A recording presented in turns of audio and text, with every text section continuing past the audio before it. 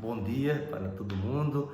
Hoje, dia 23 de setembro, a igreja celebra a memória de São Padre Pio, um fiel seguidor de São Francisco, na vida de pobreza, de humildade, de dedicação, de oblação e também de participação nos sofrimentos de Cristo. A devoção a Padre Pio chegou também até nós, os brasileiros, e se demonstra muito amor nessa devoção, muito presente na vida e no coração de tantas pessoas. E vamos iniciar fazendo a nossa oração. Em nome do Pai, do Filho e do Espírito Santo. Amém. Deus eterno e todo-poderoso, que destes ao presbítero São Pio a graça singular de participar da cruz de vosso Filho, e por seu ministério renovastes as maravilhas da vossa misericórdia. Concedei-nos por sua intercessão que nos associemos continuamente à paixão de Cristo e cheguemos alegremente à glória da ressurreição. Por nosso Senhor Jesus Cristo, vosso Filho, na unidade do Espírito Santo. Amém. Hoje, para a nossa meditação, o Evangelho se encontra em Lucas capítulo 9, do 1º ao 6º versículo. E aqui Lucas nos apresenta a missão que Jesus confia aos 12 que ele chamou. Nós sabemos que havia sempre um grupo maior, mais numeroso, que seguia Jesus. Mas Jesus convoca deste grupo 12. E 12 nós sabemos o simbolismo deste número, que representa as 12 tribos do povo de Israel no Antigo Testamento, mas que agora no Novo Testamento vai ser a base para o novo povo, que é a igreja. E Jesus convoca os 12 discípulos e lhes dá poder e autoridade sobre todos os demônios e para curar doenças, e enviou-os a proclamar o reino de Deus e a curar os enfermos. Então, mais uma vez, nós ouvimos aquelas palavras que Jesus pronunciou na sinagoga de Nazaré, no capítulo 4 do Evangelho de Lucas. O Senhor me consagrou, o Senhor me ungiu e me enviou para anunciar a boa nova aos pobres. E, portanto, esta também é a missão dos discípulos, de modo particular, deste grupo dos 12. Assim como Jesus veio anunciar a boa notícia do reino de Deus, também os seus seguidores recebem esta missão, recebem esta graça de participar da missão do próprio Senhor. E Jesus dá algumas orientações.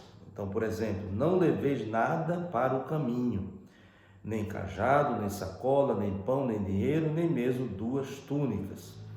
Então, essas primeiras orientações de Jesus significam justamente a confiança total na providência.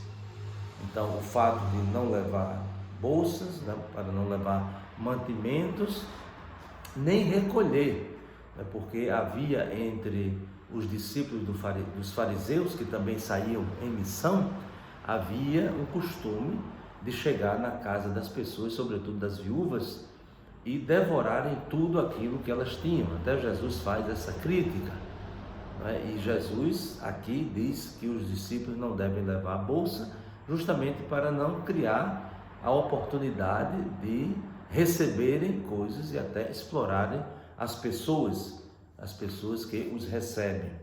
Então, essa é uma orientação que Jesus dá, muito importante, o despojamento, mas também evitar as ocasiões de acumular. Isso a gente precisa ter muito cuidado, porque as pessoas são muito generosas e as pessoas até oferecem aquilo que têm, até o pouco que têm oferecem, Mas devemos ter também critérios justos, porque a generosidade da pessoa tem que ser também diante das possibilidades dela, Então, o discípulo, aquele que Jesus envia, não pode cair na tentação que tinha os discípulos dos fariseus, como já lembramos, que o próprio Jesus dizia que eles devoravam as casas das viúvas, porque entravam lá as viúvas de forma muito generosa, ofereciam, porque os discípulos dos fariseus que vinham ensinar, então eles aproveitavam para explorar. Então, quando Jesus diz de não levar nada para o caminho, nem cajado, nem sacola, é justamente para evitar essas ocasiões. Mas Jesus continua, não levar nem dinheiro, nem pão, nem 2 túnicas. Aí também significam essas orientações de Jesus, que onde eles chegarem, eles devem compartilhar daquilo que for oferecido, porque ali é uma forma de participar também da vida das pessoas. Nós sabemos que os fariseus, por causa daquele rigorismo, quando eles iam às casas, até para tentar converter as pessoas, eles não tomavam alimento, com medo de se contaminarem. Então, aquele rigorismo da lei, Então, quando Jesus diz que não é para levar nem pão, nem dinheiro, é justamente para que, entrando naquela casa, porque o próprio Jesus também dá essa orientação, que comam daquilo que servirem a vocês.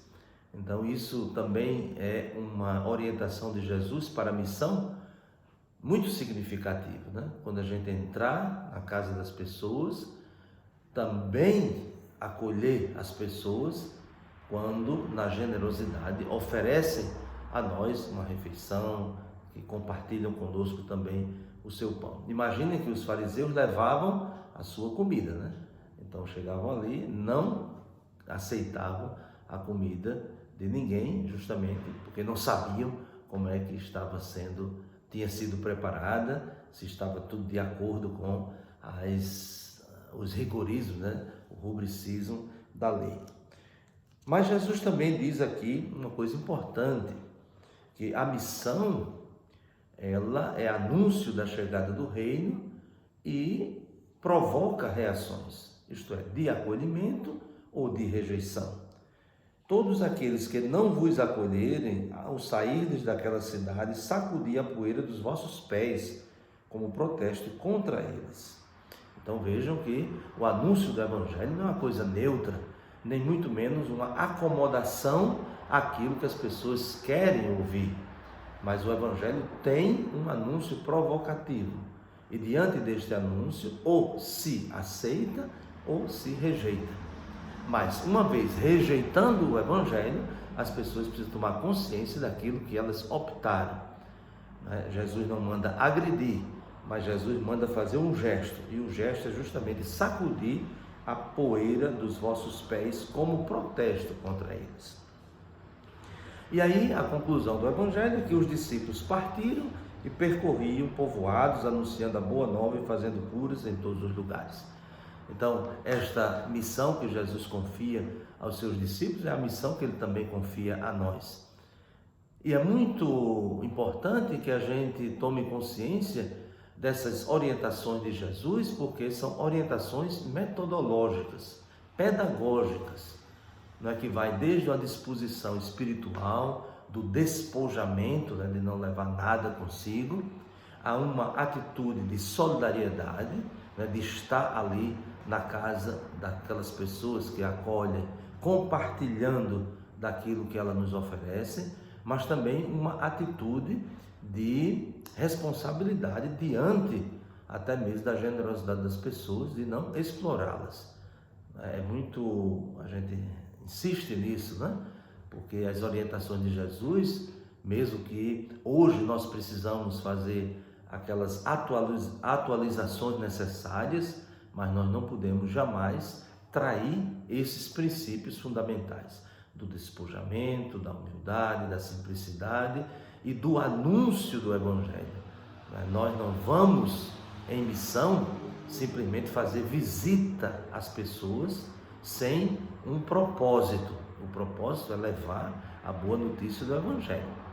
Às vezes acontece que grupos de missionários se preparam muito, com tantos detalhes, com tantas coisas, e esquecem o fundamental, que é compartilhar com aquelas pessoas que nos recebem uma experiência. E qual é essa experiência? A experiência do encontro com o Senhor. Então, sem compartilharmos dessa experiência, a nossa missão vira apenas uma visita qualquer, que pode ter até muitos aspectos positivos, mas não tem o objetivo alcançado. Nós não vamos em missão, quando visitamos as famílias, visitamos as casas, simplesmente tomar um cafezinho ou perguntar como é que vão, né? Não, precisa ser algo muito, muito claro, né? O que é que nós vamos fazer. Então, portanto, é necessário que favoreçamos um momento de oração, que tenhamos um anúncio explícito também da pessoa de Jesus, mas sempre nessa perspectiva, né, de que estamos compartilhando uma experiência e não apenas estamos levando uma ideia. Não estamos como vendedores de livros, né, ou vendedores de perfume, vendedores ambulantes, né, que vamos ali convencer as pessoas simplesmente com palavras, mas nós vamos testemunhar a nossa convicção. Então, a nossa convicção é a melhor metodologia para transmitir às pessoas esse anúncio do Evangelho. E hoje que celebramos o dia de São Padre Pio, peçamos pela sua intercessão que também tenhamos a coragem, a disposição de anunciar o Evangelho e anunciar o Evangelho de Jesus Cristo, que é, antes de tudo, essa boa nova de salvação.